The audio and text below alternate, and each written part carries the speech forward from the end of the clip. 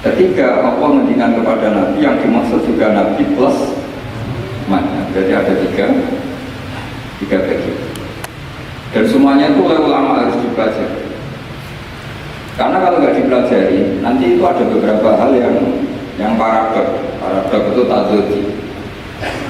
Misalnya begini, saya beri contohnya. Nabi itu berkali-kali ngendikan abghadul halal ila wa tolak, sesuatu halal yang paling dibenci Allah itu tolak.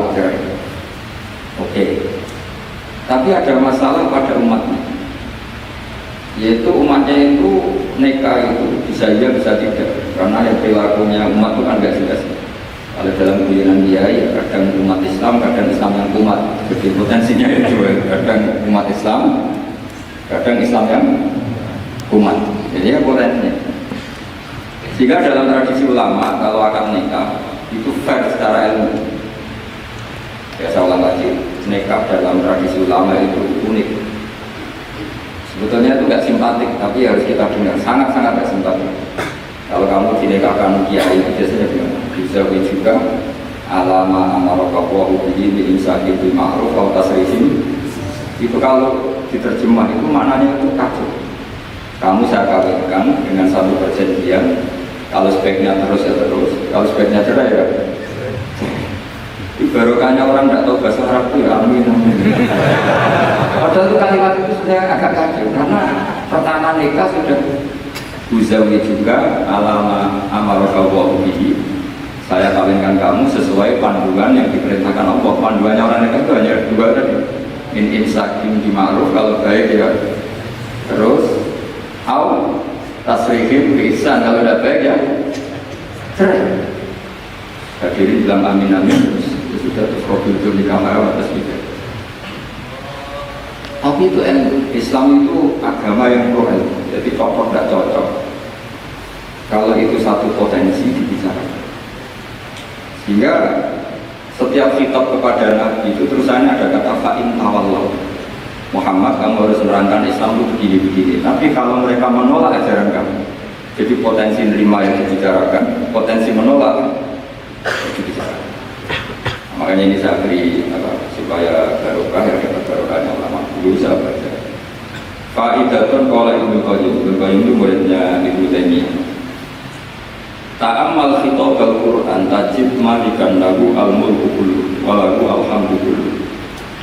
Azimmatul umuri kulliha biyadihi wa masdaruha minhu wa mawriduha ilayhi. Mustawiyan 'alal arsy la takhfa 'alaihi khafiyah. Min aqtari mamlakatihi aliman bima fi nufusi 'abidihi muttali'an 'ala asrarihim wa 'alaniyatihi munfaridun bi tadbiril malaka yasma'u wa yara wa yu'ti wa yamna wa yusi wa yu'aqib wa yukrim. Jadi begini Mas, khitab itu otoritas dari minal a'la ilal adna, dari yang lebih kuat ke yang lebih bawah, itu namanya khitab. Kemudian harusnya kita semua sebagai manusia itu punya orang yang tidak sah memberi khitab, memberi perintah. Karena kita sendiri tidak berstatus khaliq pencipta.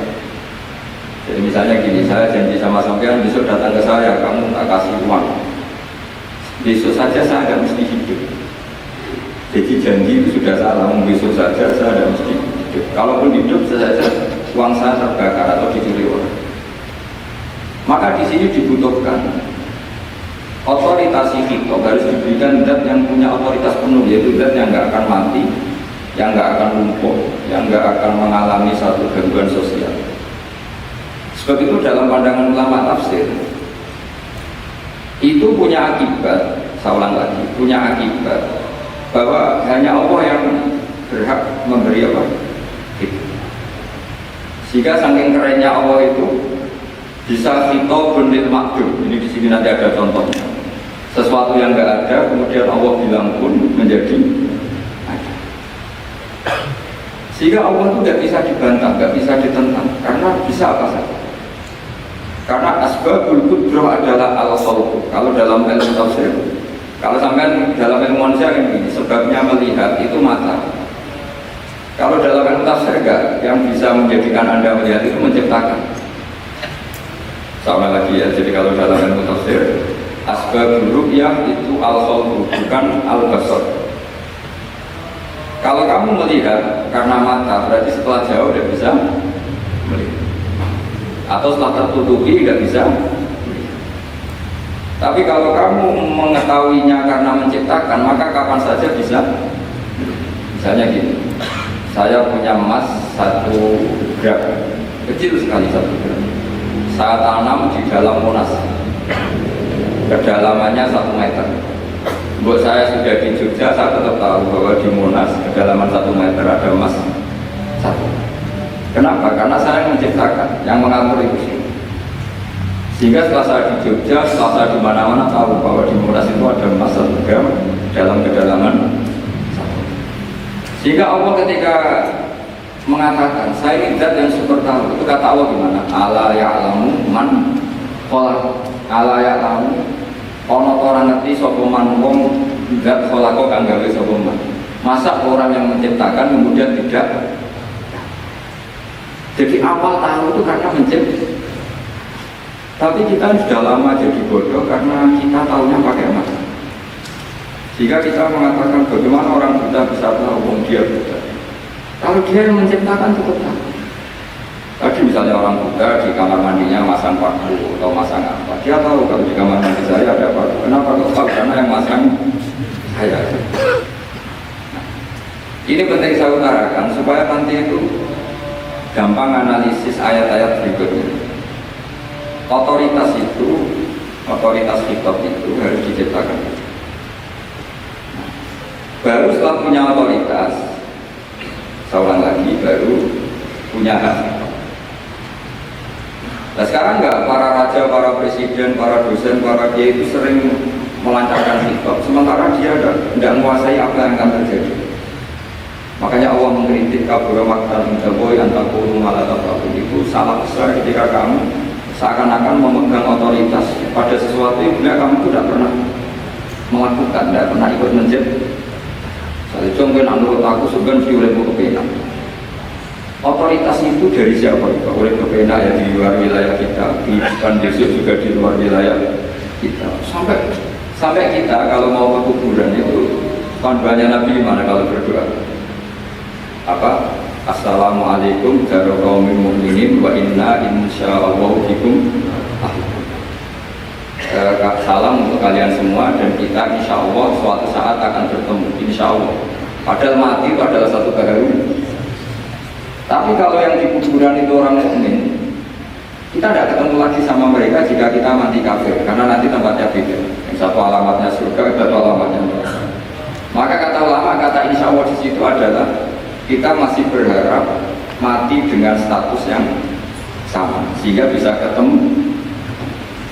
Jadi itu artinya gini, di selain Allah itu bilang janji, bilang kitab itu gak sah. Dulu kan Nabi Muhammad SAW itu saking yakinnya setiap problem itu ada malaikat Jibril datang, saking yakinnya. Suatu saat ada orang yang ditanya, Muhammad kalau kamu Nabi betul, beritahu kami tentang Dzulqarnain, beritahu kami tentang Ruh, beritahu kami tentang Luqman Al-Hakim. Nabi karena reputasi hariannya dibantu Jibril bilang, ya udah besok datang lagi ke sini tak jawab. Ternyata Jibril nggak datang. Semua ditunggu lama nggak datang sampai keputusan. Padahal yang tanya orang Yahudi yang sukanya membina Nabi. Lama nggak datang. Lama-lama proses Jibril ini gimana? Saya dalam keadaan tertekan malah ada datang. Datang-datang Jibril dengan tanda kutip nyala. Yaitu ada ayat wala taqulanna li syai'in inni fa'ilun dzalika ghadan illa ayyasyah. Jangan katakan besok bisa melakukan sesuatu tanpa mensandarkan itu semua kepada kekuasaannya Allah Subhanahu wa ta'ala. Sehingga semenjak itu Nabi mensyariatkan kalau kamu janji harus mengatakan insyaallah. Nah, kenapa ini?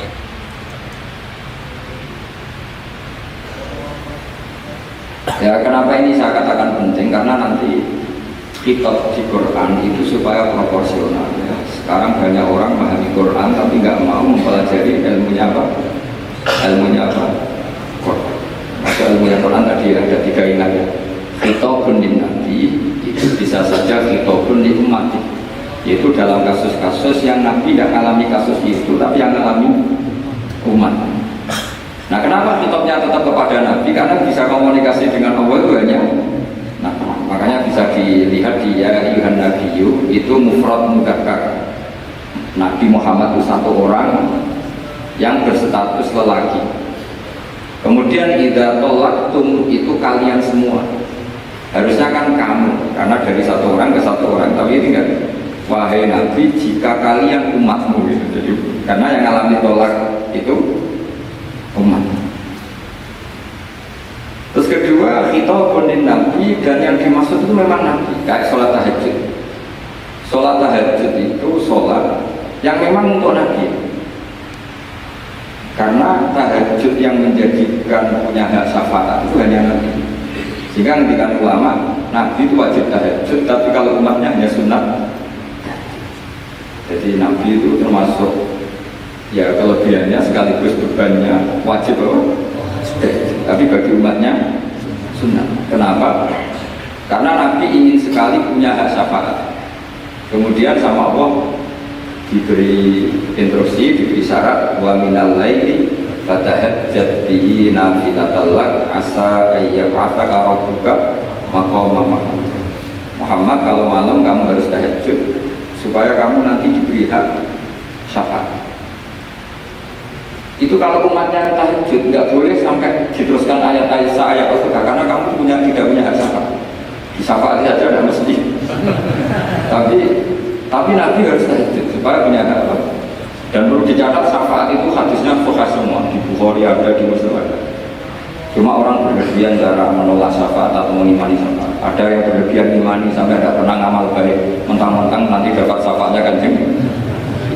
Ada yang nggak percaya syafaat.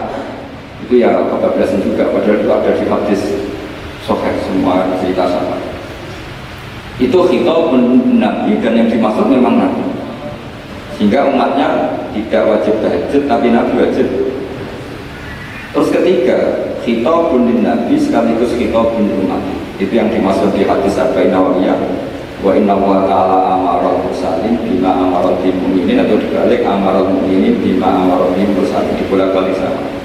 Yaitu para nabi ya dikhitabi memakan sesuatu yang thayyibah. Para orang mukmin juga kena khitab memakan sesuatu yang apa? Thayyibah. Ini sama. Jadi ya ini ada tiga berarti ya, khitabun lin Nabi, tapi yang dimaksud umatnya. Khitabun lin Nabi yang dimaksud adalah Nabi saja. Terus ketiga, khitabun lin Nabi yang dimaksud plus umatnya. Nah, kajian seperti ini penting. Karena kesalahan Khawarij itu satu kelompok ekstrim yang tidak mengikuti Sayyidina Ali, juga tidak mengikuti Sayyidina Muawiyah, tidak mengikuti Ali, juga tidak mengikuti Muawiyah. Disebut Khawarij. Khawarij itu jamaknya Kharijah. Dia keluar dari pikiran ala Sayyidina Ali, juga keluar pikiran dari Muawiyah. Dia sebut dia Khurud dari kata Khawarij. Serba keluar, dia tidak mengikuti sana, tidak mengikuti sini. Akhirnya disebut Khawarij. Nah, Khawarij itu orang yang berpikir sesuai kritik yang dilakukan Quran. Tapi mereka lupa bahwa yang punya otoritas kritik itu Allah. Karena kalau boleh sama-sama terganggu, kerajaannya itu hanya Allah.